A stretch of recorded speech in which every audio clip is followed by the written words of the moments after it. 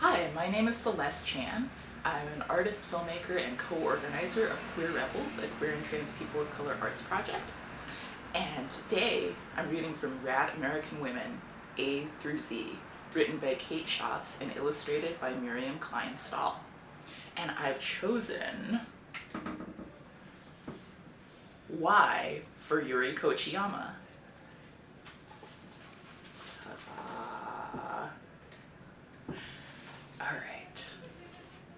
So Y is for Yuri Kochiyama, who fought for the rights of all people. During the 1930s, Yuri Kochiyama was a typical California teenager. She played tennis, taught Sunday school, and loved the, quote, red, white, and blue. Yuri was Nisei, or second-generation Japanese American. Her immigrant parents, who had come to California from Japan, were Issei, meaning first generation. Being Japanese in America was never a problem for Yuri and her family.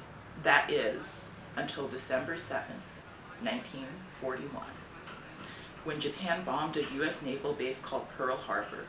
That same day, the FBI came to Yuri's house and took her father away because they thought he might be a spy. Yuri's twin brothers volunteered to fight as soldiers in the war, but Yuri and the rest of her family were forced to move to internment camps, along with more than 100,000 other Japanese Americans. They were sent all the way to Arkansas, thinking it would be only for a few weeks. They were in prison there for 3 whole years. Yuri met her husband at the camp. When they were finally released, they moved to New York City, had 6 children, and lived in housing projects among Black and Puerto Rican neighbors. The civil rights movement was starting, and Yuri worked in a restaurant with almost all Black employees. They told her of life in the segregated South, how even the Black soldiers in uniform weren't allowed in restaurants with white soldiers. Hearing these stories changed Yuri. Quote, "I didn't wake up and decide to become an activist," she said, "but you couldn't help notice the inequities, the injustices. It was all around you." End quote. She held meetings in her family's apartment and invited activists to speak about many different causes. Her kitchen table was covered with political pamphlets, and she taped newspaper articles to the wall. She rallied for better schools in Harlem and helped support the movement for Puerto Rican independence. In 1963, she met the powerful Black leader Malcolm X. They became close friends and often worked together. Yuri was fierce and bold. She defied the stereotype of Nisei women, who were supposed to be quiet and obedient. She didn't just work for the rights of Japanese Americans, but for the rights of all Americans, Black, white, Asian, Latino, and Native. She was a lifelong humanitarian who inspired younger generations of activists.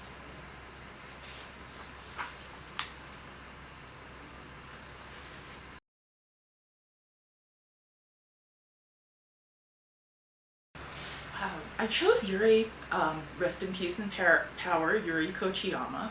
She died 2 years ago.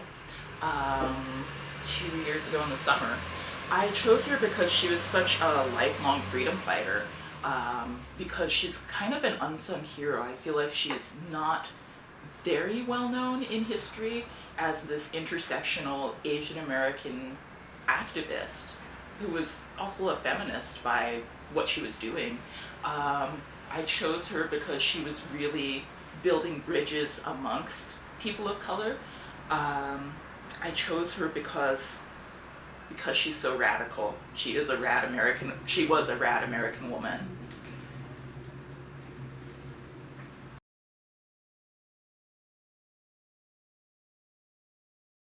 Future rad American women, do not hold back. Do not ever hold back. Do not ever shut up. People will try to silence you. Don't let it happen. Wow. Keep learning, keep forging on, keep building bridges. I mean, not to sound cheesy, but that's part of what's so inspiring for me about Yuri Kochiyama. She really built those bridges where it wasn't happening, where there's a lot of separation between, for example, Black and Asian communities. I that, yeah, keep fighting. Don't ever forget your own power. Don't ever forget that we are really powerful together.